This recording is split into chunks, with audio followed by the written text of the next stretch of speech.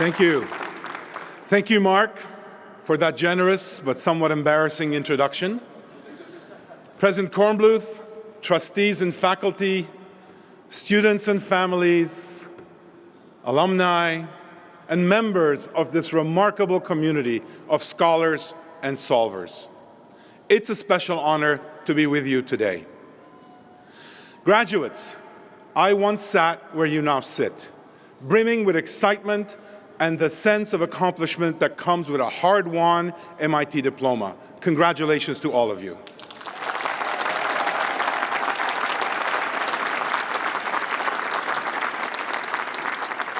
Families, as the father of two MIT alums, Talene and Lena, I know firsthand the pride and emotion you feel today.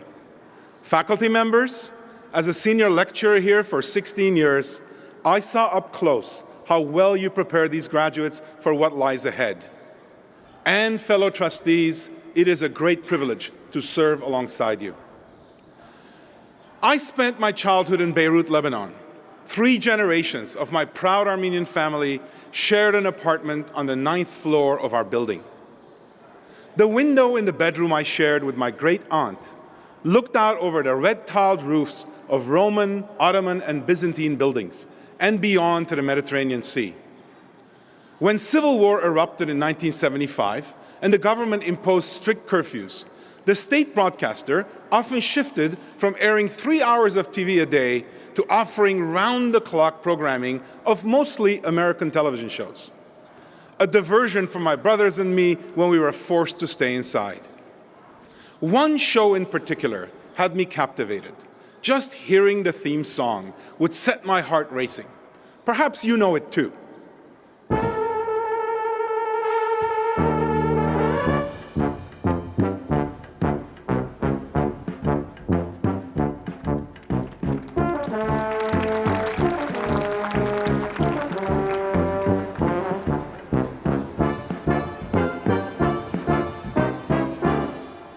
That's right, Mission Impossible. Even if you never saw the TV show, you likely know the movies with Tom Cruise as Agent Ethan Hunt. The encoded self-destructing message to the agents always began the same way: your mission, should you choose to accept it. No matter how long the odds or how great the risk, the agents always took the assignments. In the 50 years since, I have been consistently drawn to impossible missions, and today I hope to convince each and every one of you that you should be too. Class of 2024, one incredibly challenging mission is already under your belt. You were given the assignment to begin your studies at MIT without being at MIT. Going to college without going to college was not a mission you'd signed up for, but it is what you got. A handful of you did move to campus, but even for you, masking, testing, social distancing, and virtual classes meant orienting to a foreign land. You even learned a new language as terms like Q Week and Scuffy entered your MIT lexicon. No one knew what would happen next or when it would end. And yet, you found ways to thrive. You dove into your coursework and started to build mostly virtual friendships. In the words of your classmate, Amber Velez, who rented a Cambridge apartment with 3 MIT roommates, you patched together a little lifeboat in this vast sea of students spread out all over the world.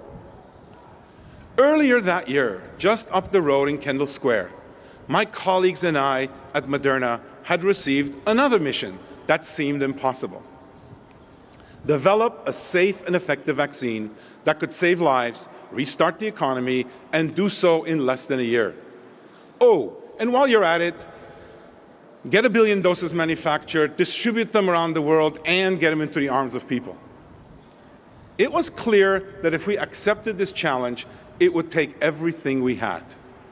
We would have to slow 20 ongoing drug development projects and focus on solving COVID. We embraced this mission, and I'm so proud that my colleague and friend, Professor Langer, is here. He was a main driver of this as well. Just 48 hours after Moderna obtained the sequence for the SARS-CoV-2 spike protein, we deployed our mRNA technology to produce a potent vaccine. Less than 2 months later, we enrolled the first patient in a clinical trial.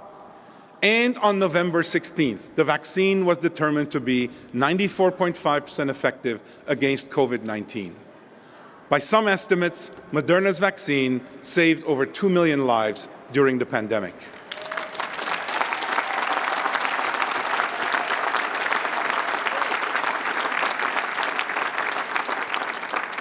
How did we do it? Well, that's another speech for another day. But what I do want to talk about is what it takes to accept your own impossible missions and why you as graduates of MIT are uniquely prepared to do so. Uniquely prepared and also obligated. At a time when the world is beset by crises, your mission is nothing less than to salvage what seems lost, reverse what seems inevitable, and save the planet.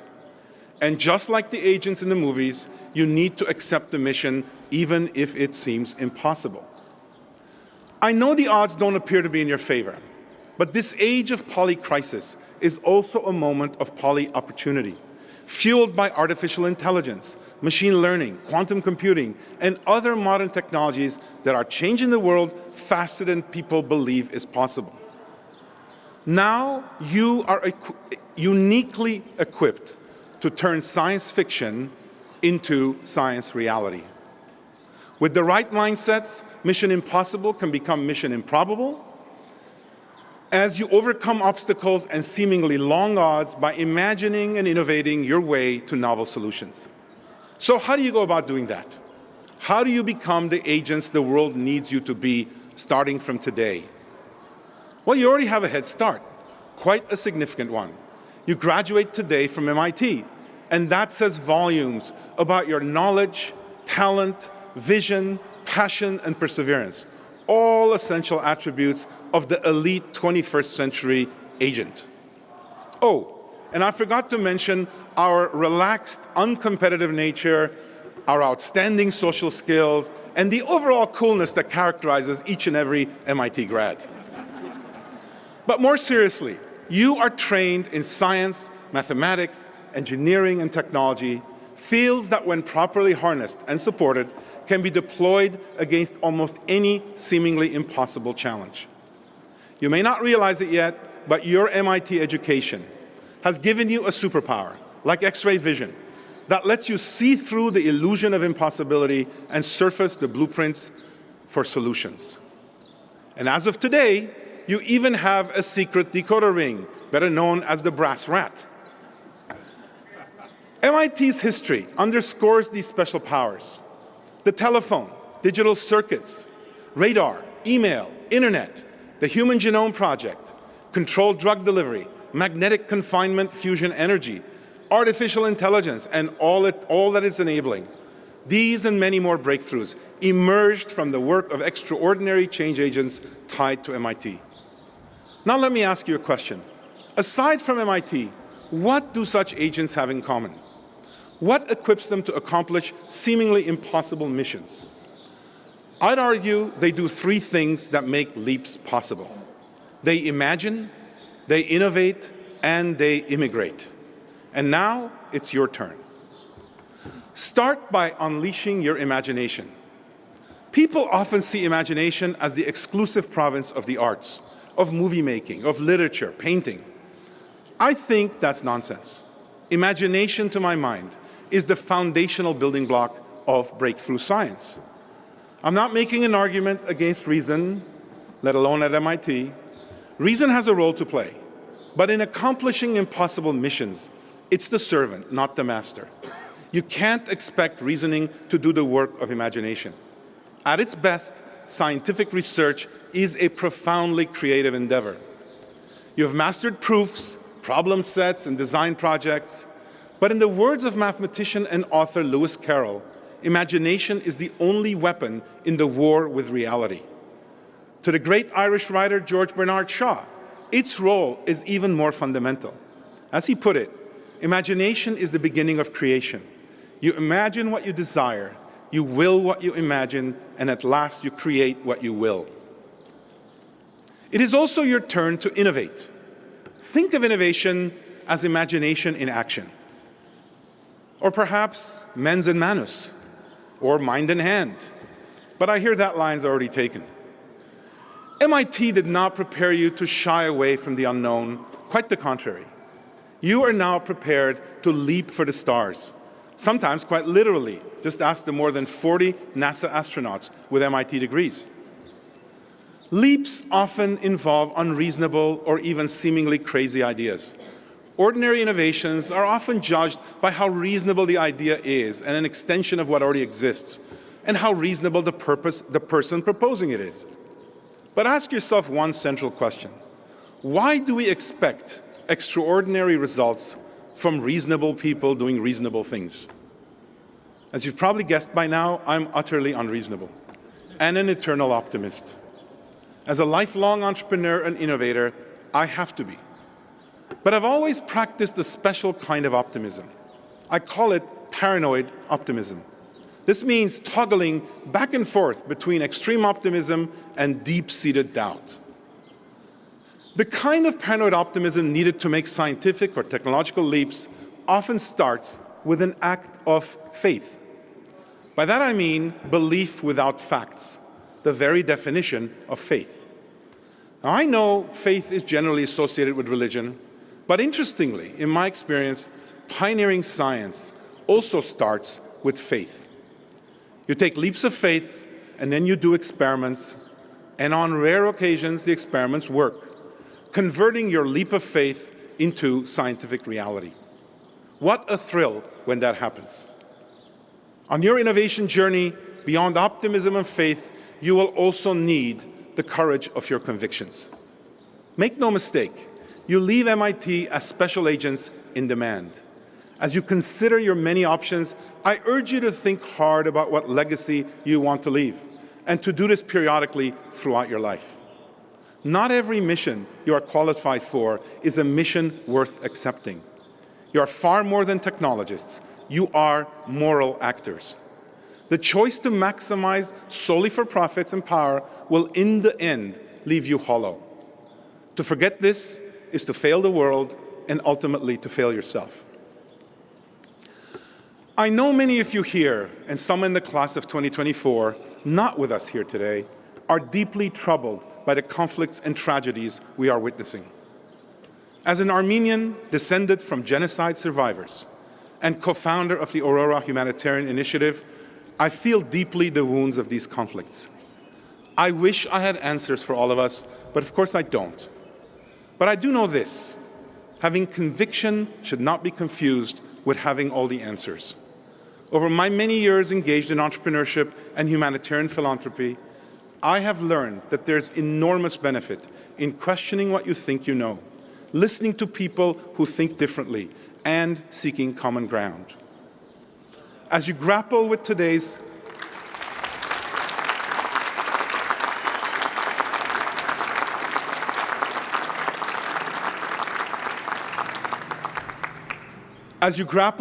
hard choices and the many that lie ahead, rely again on your imagination. Imagine the world you want to create and work backwards from there. Be open to the many paths that could carry you towards this goal, and let the journey inform which ones will succeed. Now, I've urged you to imagine and to innovate. The last thing I want to leave you with is the need to immigrate. I'll say more about what I mean by immigrate in a second, but first, I want to give a shout out to others who, like me, have left their homelands. For those of you who have, thank you.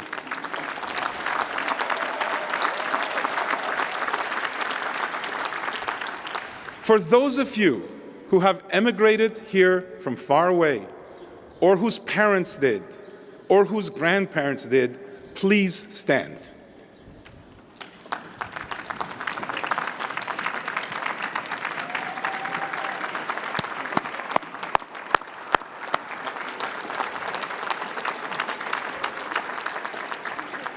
I applaud you. It may often feel like a disadvantage, but you will soon learn it is quite the opposite. When I first arrived at MIT, I worried I did not belong here. I spoke with an accent, I still speak with a little accent. My pastime wasn't hockey or lacrosse, but it was Armenian folk dance. Then one afternoon, late in my first year here, I was walking down the infinite corridor when a poster caught my eye. Staring back from the poster was a Native American chief in full headdress, eyes defiant, fingers pointed seemingly right at me. The poster read, "Who are you calling immigrant, pilgrim?" I can't tell you what an impact that had on me. Aside from Native Americans, we all at some point come from somewhere else. It helped me realize that I belonged here at MIT, in the United States. And graduates and families, you do too. But here's the really interesting thing that I've learned over the years. You need not be from elsewhere to immigrate. If the immigrant experience can be described as leaving familiar circumstances and being dropped into unknown territory, I would argue that every one of you also arrived at MIT as an immigrant, no matter where you grew up. And as immigrants, you are all at an advantage when it comes to impossible missions. Why? You've left your comfort zone. You've entered uncharted territory. You've forgone the safety of the familiar. Yet you persist and you survive. You figure out how to accomplish your mission. Like elite agents, immigrants are the ultimate innovators, equipped to navigate obstacles, to never say never. In fact, I often describe innovation as intellectual immigration. Just like those of us who emigrate from other countries, innovators pioneer new environments, seeking a better future, not just for themselves, but also for the larger world. So, whether you grew up in Cambodia, or in California, or right here in Cambridge, you can immigrate. You need to keep immigrating. You need to leave your comfort zone, to think in new ways, to acclimate to the unfamiliar, and embrace uncertainty. If you imagine, innovate, and immigrate, you are destined to a life of uncertainty. Being surrounded by uncertainty can definitely be unnerving. But it's where you need to be. This is where the treasure lies. It's ground zero for breakthroughs. Don't conflate uncertainty as risk, or think of it as extreme risk. Uncertainty isn't high risk. It's unknown risk. It is, in the essence, opportunity. Now, I began with a show, I'll end with a movie. The most recent Mission Impossible film released just last summer. The film is a daunting reminder of all that your generation is up against: complicated geopolitics, climate and technological pressures, and AI tools that will both simplify and complicate our world. But graduates, as I look at all of you, I see a large team of agents who are entirely capable of completing your missions. I see agents for good, agents for change. MIT has prepared you to tackle impossible missions, to harness the future and bend it towards the light. My wish for you, my fervent hope, is that you not only choose to accept impossible missions, but you embrace them. Welcome long odds, embrace uncertainty, and lead with imagination. Approach the unknown with the courage, the confidence, and the curiosity of an immigrant, with paranoia and optimism. And always remember the strength of working in teams. Show the world why Mission Impossible teams, inevitably shorthands for MIT.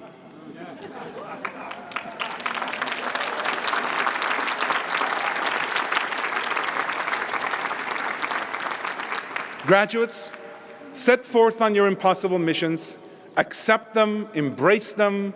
The world needs you, and it's your turn to star in the action adventure called your life. Thank you.